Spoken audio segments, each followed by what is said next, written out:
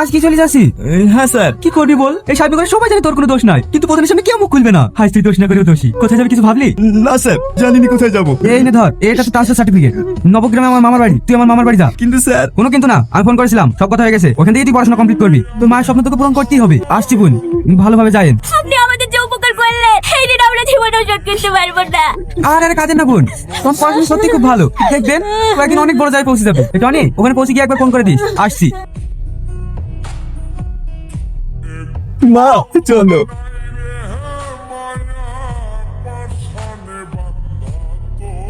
কোথায় যাচ্ছে নাকি দাদা? হ্যাঁ হ্যাঁ দাদা, ভাবি গেলে একটু শ্বশুর বাড়ি যাচ্ছি। দাদা শুনিস, থানা নতুন ওসি এসছে। ওসি এসছে? দাদা হ্যাঁ, পুকুর থেকে বড় একটা মাছ হাঁকে দিবা, দেখ মিষ্টি নিলে দেখাটা একবার করে দিয়ে আসি। কখন এসছে জানিস? আমি তো শুনো সে সকালে এসছে। সে সকালে এসছে, তুই এখন খবর দিছি। যদি বাড়ি যদি আগে চলে যাই। দাদা তাড়াতাড়ি পুকুর থেকে মাছটা ধরে লাগা। আমি না অন্য পারছি মিষ্টি আনতে। ঠিক আছে দাদা।